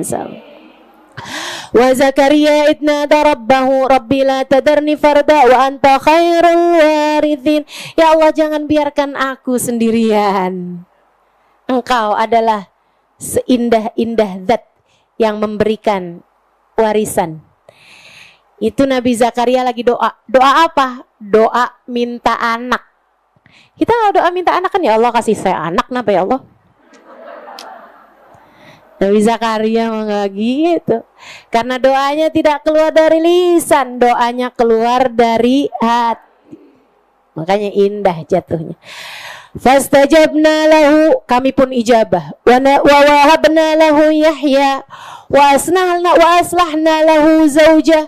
Kami pun berikan kepadanya keturunan, yaitu Yahya. Allah kalau lagi ngasih, teman-teman. Yang dikasih bukan anak, yang dikasih bukan hanya anak, tapi seorang nabi. Oh, dikasihnya Yahya. Subhanallah, dikasihnya Nabi Yahya. Mintanya anak, dikasihnya anak yang seorang nabi. Wow, tuh kalau Allah mau ngasih tuh kayak gitu tuh. Allah kalau mau ngasih kayak gitu. Makanya kalau minta tuh sama Allah aja, minta anak, dikasihnya anak yang seorang nabi. Cakep. Itu kan kayak orang minta 10 dikasihnya 1000. Allah doang tuh yang bisa ngasih kayak begitu. Yang bisa ngasih kayak gitu. Makanya kalau minta jangan sama orang. Kamu kalau minta sama suami, minta 1 juta dikasih 100.000. Betul? Betul? Kamu mintanya sama orang sih. Ayo kalau mintanya sama Allah Subhanahu wa taala. Nabi Yahya minta anak, dikasihnya anak yang seorang nabi. Makanya Allah bahasanya kayak gitu tuh.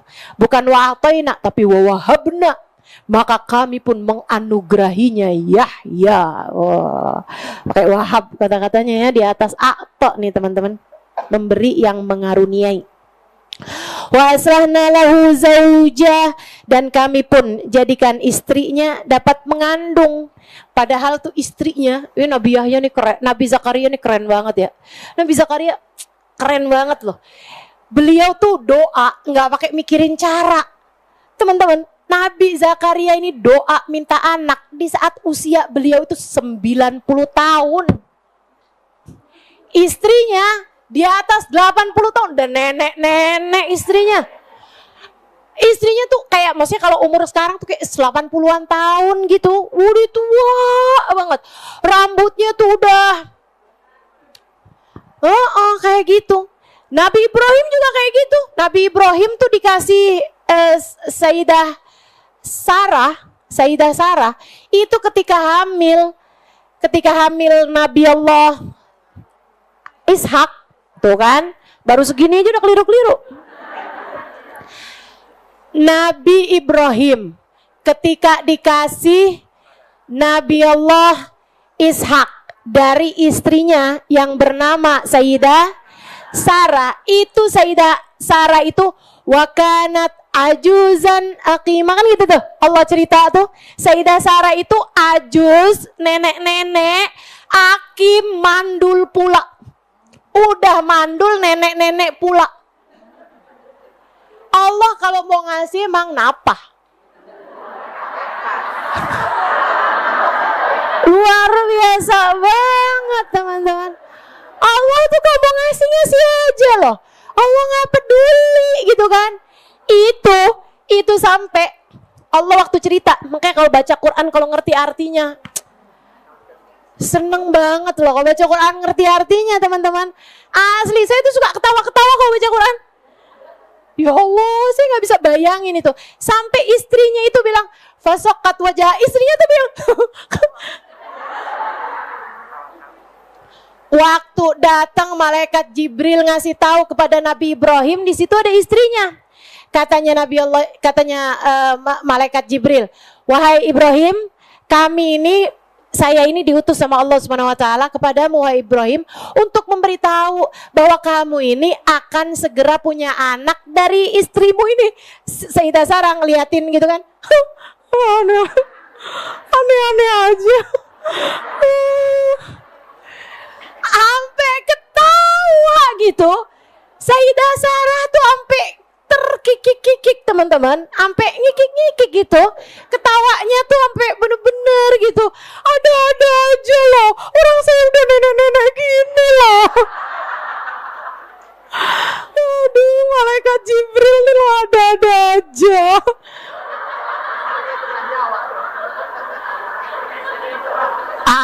hamil beneran dapat.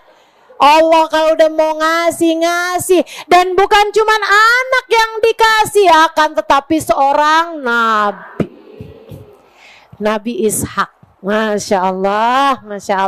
Tuh kayak begitu, Allah kalau mau ngasih aja. Ini subhanallah, Sayyidina Zakaria nih, waktu doa gitu kan, doa aja, istrinya udah tua, udah menopause bahkan. Istrinya udah menopause, teman-teman saya sekalian. Tapi subhanallah ya, yang jadi inian saya gitu, yang jadi pelajaran saya gitu. Nabi Zakaria nih ketika doa aja, nggak pakai pusing mikirin cara. Ya Allah, kasih saya, jangan biarkan saya sendiri ya Allah. Engkau adalah seindah-indah zat yang memberi keturunan. Gitu kan ya? Engkau yang maha ya Allah, memberikan garis keturunan. Bisa-bisa aja sih ya Allah, engkau ya Allah. Apa sih yang kau nggak bisa ya Allah? Gitu kan? Nabi Zakaria tuh nggak doa misalnya kayak, ya saya dikasih istri yang baru ya Allah, yang muda gitu kan. Kan bisa aja, gampang banget kan. Enggak teman-teman. Wa aslahna lahu zaujah. Allah subhanahu wa ta'ala bikin pantas istrinya. Ya maksudnya Allah mau ngasih ya ngasih aja gitu. Sama istrinya yang mana? Ya istrinya yang sekarang ada. Istrinya Nabi Zakaria yang udah menopause itu. Subhanallah, luar biasa. Allah kalau mau ngasih aja. Kekuasaan Allah subhanahu wa ta'ala. Wa aslahna lahu zaujah. Kan gitu ya? Innahum kanu yusari'una fil khairat. Allah abisnya cerita tentang para nabi-nabinya nih. Dari Nabi Yunus, Nabi Zakaria, semua nabi-nabi. Allah bilang, para nabi-nabiku kata Allah, mereka adalah orang yang bersegera melaksanakan kebaikan. Kamu gimana? Bersegerakah kamu ketika melaksanakan kebaikan? Wa yad'unana raghaban wa rahaba. Mereka berdoa kepadaku saat seneng, saat susah. Hatinya raghaban, penuh rindu, penuh cinta padaku. Wa rahaba, dan saat hatinya sedang takut, mereka tidak takut kecuali padaku. Wa kanu lana khashiin. Hamba-hambaku adalah orang-orang yang hatinya selalu khusyuk. Hatinya selalu mengingatku. Semoga kita semuanya dijadikan semacam itu. Amin ya rabbal alamin. Sengaja saya nggak berhenti karena diakhiri dengan doa. Semoga kita menjadi salah satu di antara mereka. Sifat-sifatnya para nabi ini biar ada sama kita. Bersegera mengerjakan kebaikan, enggak ngarep kecuali kepada Allah, enggak takut kecuali dari Allah. Hati mereka selalu khusyuk mengingat Allah, enggak pernah lupa sama Allah, enggak terlupakan dengan urusan-urusan dunia, enggak sibuknya sama harta, enggak sibuk sama urusan-urusan duniawi, enggak ada. Hati mereka isinya Allah. Hati mereka ngarepnya cuman sama Allah. Hati mereka takutnya cuman sama Allah. Hati mereka khusyuknya, tunduknya hanya kepada Allah. Allahumma ij'alna minhum wa fihim wa ma'ahum birahmatika ya arhamar rahimin. Wa ila hadratin nabi. Al-Fatihah.